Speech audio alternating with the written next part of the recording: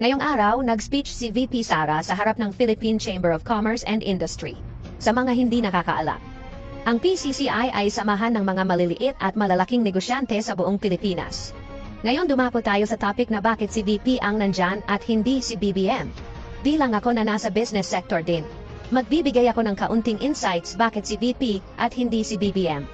Kamakailan ay nabalita ang pag-atras ng ibang bansa sa usaping pera at negosyo. Sa makatuwid, hindi talaga angkop na si BBM.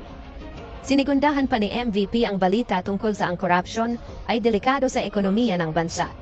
Yan ang patunay na habang tumatagal, mas nagiging importante si VP kaysa kay BBM. Kahit mga negosyante na nagpapagalaw ng ekonomiya ng bansa ay tinuturing na mahalagang imahe si VP.